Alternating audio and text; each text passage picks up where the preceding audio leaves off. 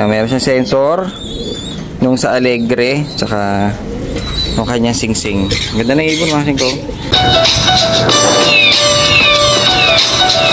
Yan! Mga singko, good morning!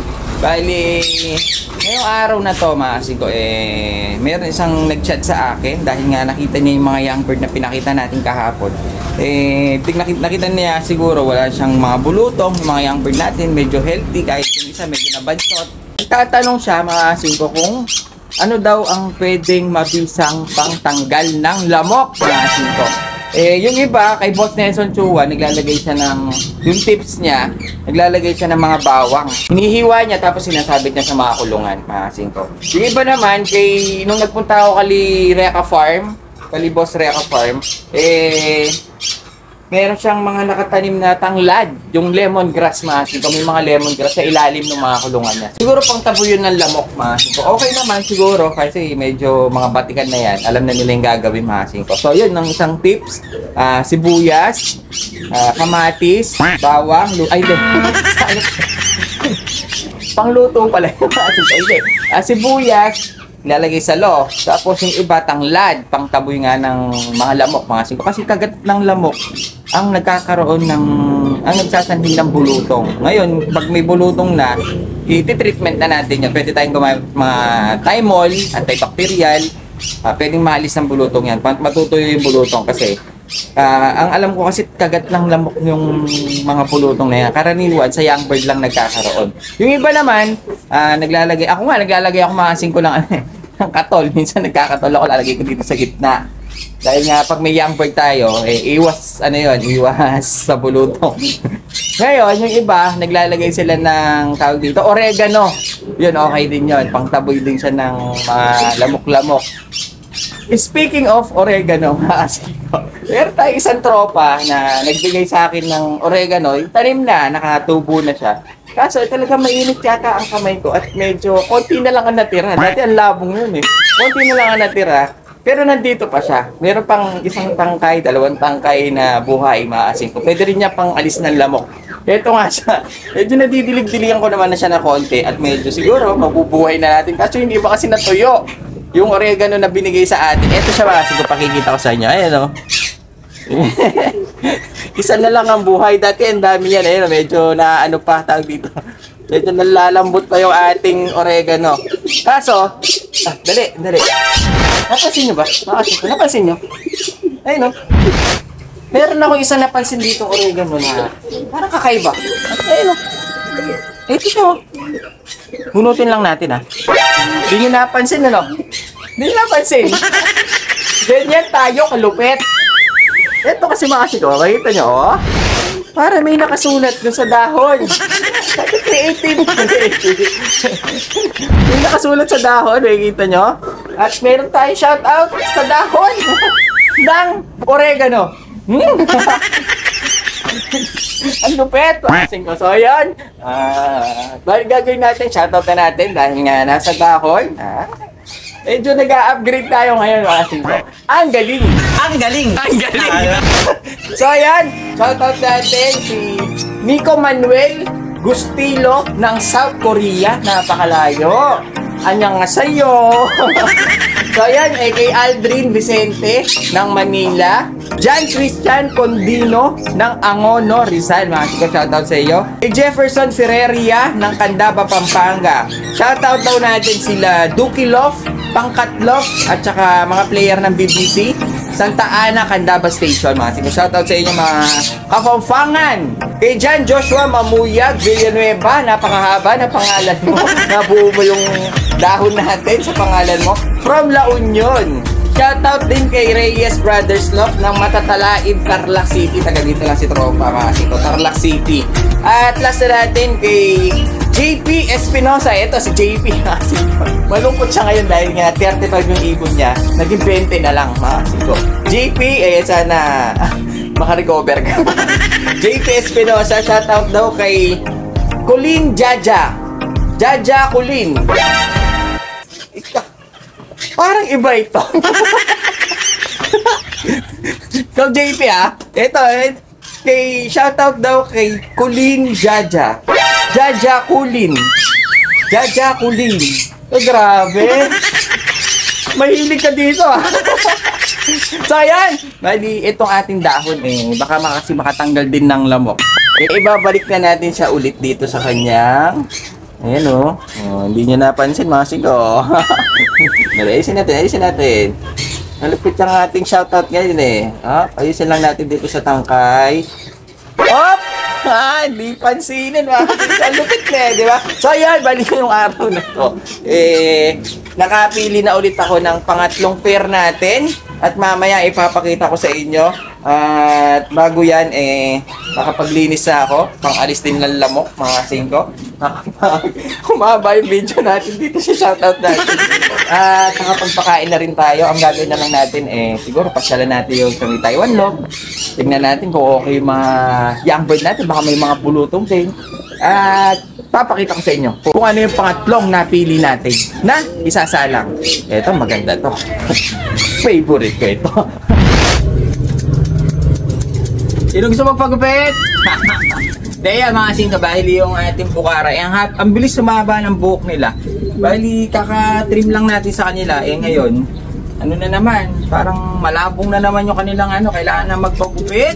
At gugupitin na natin sila para makapag-breed sila mga singka. Unahin na muna natin tong babae. Ngayon kakatrim lang natin ito. Natakpan na naman yung kanyang ulo.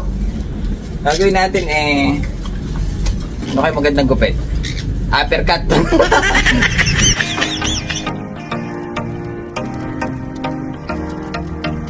Kailangan dito nakatrim mga sito Kailangan talaga nakikita nila yung kanilang mga kapareha, yung kanilang partner dahil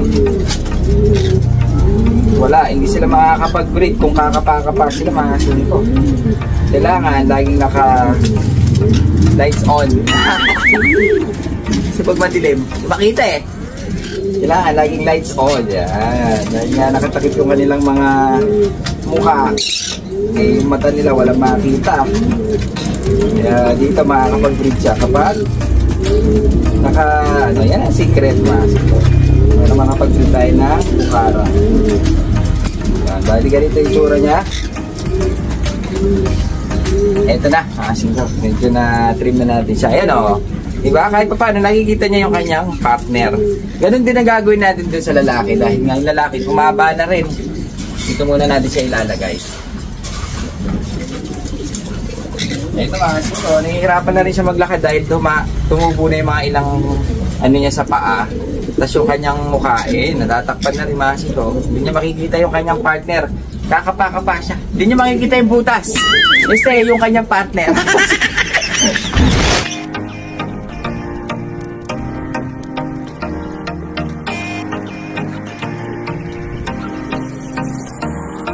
So ayan, bali itong lalaki pinaka-trim na natin siya mga singko. Parang kitang-kita niya mga singko. Pinaka-trim natin tong lalaki natin dahil siya ang sasampa. At parang kitang-kita niya yung kanyang partner tinaktak natin siya. Ang tawag daw dyan dahil nasa taas siya, uppercut. Uppercut? Yun mga singko, maliwalas ang kanilang mukha. Di ba? Nakita yung kanilang mata at saka kitang-kita na niya yung partner niya na meron pala siyang asawa na napakaganda. Ayan. Medyo, di ba? Bumabara-bara ako na dahil nakikita na niya yung kanyang partner. Ganyan na mag-breed sa bukara. Yan ang technique dyan, mga singko. Nakikita na niya yung kanyang kapitbahay. Kasi ito talaga init na init. Talaga wala makita ito dahil tignan niyo naman, mga singko. Talaga tinatakpan niya yung kanyang mukha. Ang ganda ng mga fancy, grabe, Ito yung anak nila, mga singko. Laki na rin, Medyo, nakita lang natin, ayun yung anak nila, Lalaki pala siya dahil nakita ko nung medyo bara-barakudo na rin. Ito yung dating maliit.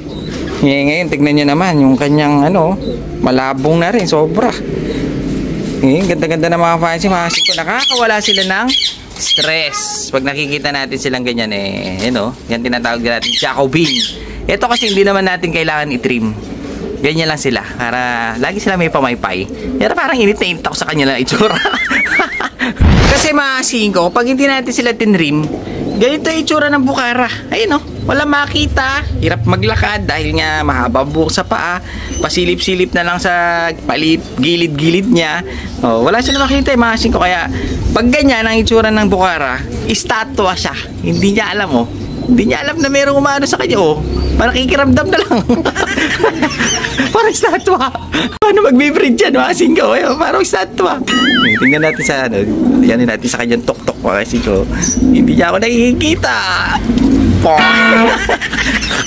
Yan, pakita ko lang yung pangatlong pares natin. Ayan sila mga singko. Kaso hindi pa pares yan dahil nga kakalagay lang natin, kakapili lang natin to eh. Makikita niya pare silang sing-sing, pero magkaiba sila. Ayan, tingnan natin mabuti. Ito yung hen mga singko. Blue check naman ang sinalang natin, parehas blue check. Isang blue check na cock, tsaka blue check pa rin na hen mga singko. May sensor. May sensor. Bali, ito na muna yung ating pangatlo. Titignan lang natin kung... Bali, ito yung mga breeder natin. Ililista natin yung mga yan. Para makita natin kung sino yung mga anak na papalo. Dahil testing lang ito eh. Titignan lang natin kung compatible sila. Bali, tingnan natin ito isa. Ito yung babae eh. Itong hen, blue check na isang Taiwan bird. Ayun o. Na TPA Taiwan bird na may sensor. Matagal na sa akin to, asin ko. Kasi yung anak nito na pinalaro natin dun sa tropa mga palo, kaya breed muna natin siya. Ayan, isa siyang Taiwan na babae. Ganda niya oh. Simple lang yung mukha, mukhang native. Mukhang native pero maganda rin. Hindi naman siya maliit, hindi naman siya malaki. Sakto lang. Bali, ito yung ating napili ngayon na pangatlong pair. Ayan siya kasi ko. Ganda niya oh. Medyo hindi siya naglulugon eh. Kaya siya ang napili natin. Yung isa kasing hen na gusto ko sana, para naglulugon siya. Ito kasi hindi. Kaya pwede natin siya isa lang. Ayan mga sinto. Isang Taiwan bird. Konti na lang Taiwan bird natin eh. Parang gusto ko kasing tawag dito, mag-cross-cross sa mga Taiwan. Dahil nga medyo iilan lang yung Taiwan natin eh. Isa lang na natin. Habang baka tumanda na sila eh, hindi pa rin nasusubukan mga singko. Pero ito, yung anak nito nasubukan na natin doon sa tropa. Nilipat natin sa tropa. Ayan o, ganda niya o. Blue check na babae. Medyo maliit yung ulo eh, pero mahaba to ka. Ayan o, mga native lang eh. Ayan o, titignan mo mga singko, mga native lang eh. Samantalang yung isa, ito naman mga singko. Ito, galing natin sa tropa pips. Binili natin yan sa tropa. At ang gandang ibon nito. Mahilap mga singko, ayaw pahawak. Medyo hindi sanay sa tao. Dahil nga itong cock natin mga singko isang, medyo lumalabo camera natin, isa siyang Alegre bird. Hindi siya dyan Alegre na ibon na. Alegre bird ito ng One Love Race. Binili natin to sa tropa pips natin. Ayan. Kinuha niya ulit dun sa Alegre. Ngayon, binili natin. Gagawin na niya sa ng in-stock ito eh.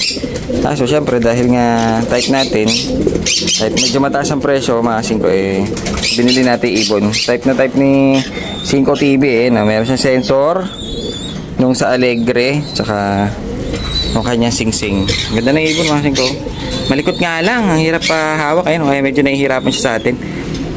Ay pahawak talaga nito, sobrang likot. Hindi sanay sa tao. Mga 5, ayun o. Bali yan yung cock natin na itatry natin dito sa ating Taiwan bird. Sana mag-anak sila ng medyo maganda-ganda. Ayun o. Kasi hindi pa pair ito mga 5 sana mag-pair sila agad. Pero barakudo rin ito mga 5 tong cock natin. Medyo tingin ko bagay sila. Kasi meron na tayong isang blue bar na pares. Meron tayong blue pencil na pares. Ngayon, meron tayong blue check na pair naman. Ayan, yan naman ang susubukan natin. Bale, 3 classic na pinag-pair natin. Di pa tayo nakakakuha ng mga off color, mga 5 na isasalang. Puro classic ang napili pa lang natin ngayon. Ayan o, diba? Lalagyan na natin sila ng dadagdagan natin. Tatanggalin natin, lilipat na natin yung mga bagong buhangin natin dito. Para medyo ganado sila mag-breed. Kasi hindi pa kasi sila pair eh. Pag nakita ko medyo nag-pair na sila, yun. Kapalit na tayo ng buhangin. Medyo nahihiya pa kasi itong ating kak mga singko yun, oh. Medyo nahihiya pa siya. Hindi pa siya sanay. Ewan kung bakit. Dahil siguro dun sa hindi sila hinahawak-hawakan. Ano yan, patuka lang dun tsaka tubig. Hindi nagsusubo ng mga gamot, mga singko. Pero ito, magpaparis din to dahil nga dun sa ating stakan, barakudo siya.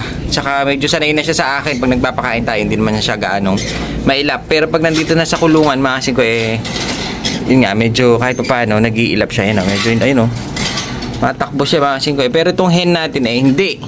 Medyo sanay sa atin to, napakaamon nitong babae, mga singko. So, yun, bali, ito yung ating pangatlong pair, parehas naman blue check. Yung meron na kasi tayong blue bar, meron tayong pencil. Ngayon, blue check naman yung ating isasalang. Parehas silang may sensor.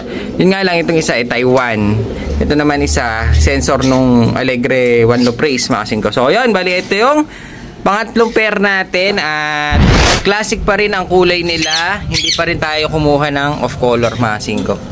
Parehas classic pa rin ang kinuha natin. Tsaka na tayo kukuha siguro ng off color. Pero magsasalang pa rin tayo ng mga off color natin. Ayan, bali yan sila. Bagay naman sila na yung mga singko.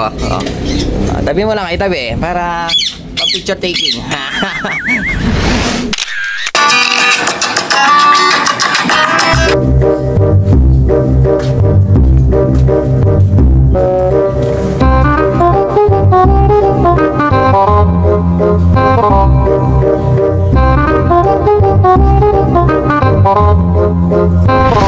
Yun! Kailangan didilig-diligan natin to, mga singko. Para yung shoutout natin, malay mo, tumubo, magkabunga, at dumami pa.